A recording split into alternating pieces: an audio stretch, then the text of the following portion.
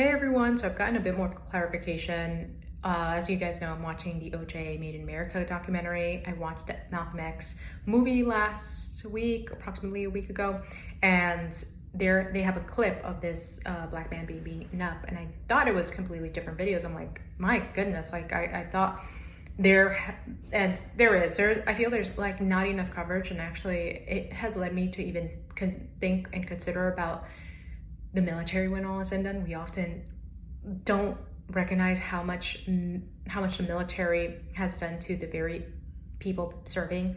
And honestly, I think about Lavina Johnson. I don't know if anyone knows about that case, but there's been many murders labeled as suicide. And I just want to obviously bring more attention to the POCs that have been in the military, been labeled as suicide, and yet there's evidence, there's clear evidence that shows that that has not been the case. So not to derail from the topic, I just saw this individual, white older man. There seems to be a lot of white men, covering this story on OJ, which I'm not sure if it's because like OJ perhaps felt like he didn't want to, or didn't evidently address so much the issues that were happening with the Black community, and perhaps felt in some way like he was closer to, or wanted to make himself, or perhaps that was his approach. I have no idea. I don't want to speak for him, but it's just like he associated himself greatly with the white community, and naturally I wouldn't question why so many individuals, it seems like these people were in his life to some degree, and I'm just like, my Lord, the things that they've said, honestly, I don't even know how you could consider someone like that an acquaintance, and even more so a friend, right? I would not, like, I would never want to be associated with such evil people personally. And the many white individuals, especially white older individuals, speaking, honestly, given their disconnect to humanity, given their disconnect to really like having compassion and empathy. Hey, so there's this so just to get, I guess, back on track to what I wanted to quickly cover, was that there's this white man with glasses. I have no idea what his name. I really am not paying attention to what these folks' name are, but they seem to all be white older men. And he said something that to me made me ask, would they take that same approach if it was in a white community? He justified the just horrific actions that were done to Rodney King, justifying, oh, these are the procedures, this is protocol, this is how we, and then I think there was an individual that said these are the procedures and protocols in the LA police department. So it made me say, okay, so do those same procedures apply in somewhere that is predominantly white?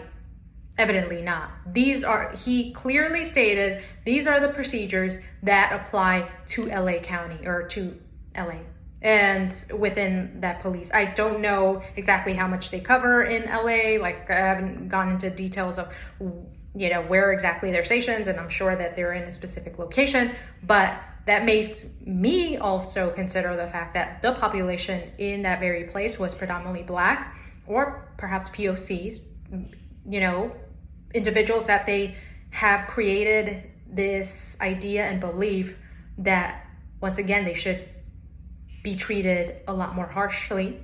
And once again, this should also lead us as people to think for a moment, like, oh, there's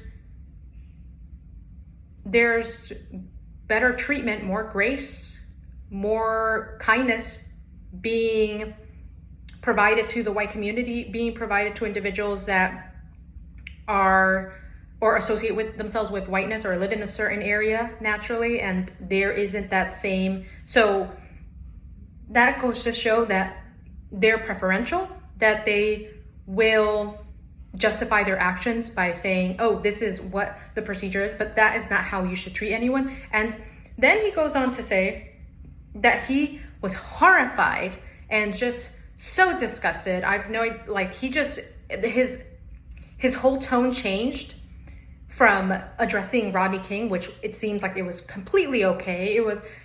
It's completely fine to beat up someone that is a different color, different race, a different ethnicity, clearly. Or like, and I'm not saying like Rodney King is a different ethnicity. He is American, right?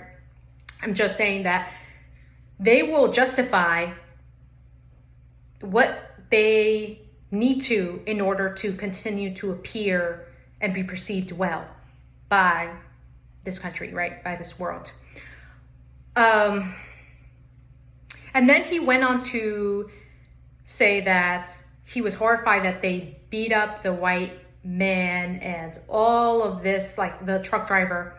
And yes, that is horrific, but how are you going to be horrified by that and not be horrified by the abuse that was done to another fellow human being? And just because they're a different color, and you know, this may apply for any other community outside the Black community as well, where they're different, like they'll justify, they'll use, oh my gosh, I'm so, like, that should never happen. As long as it happens to a white person, that should never happen. But that is okay if it happens to any other person of color, especially the Black community, because I feel like, yes, I do find that not only have white people targeted, and we saw this as well when the young lady went into the grocery store and she was killed. A teenage young lady was killed, and it wasn't even by a white person.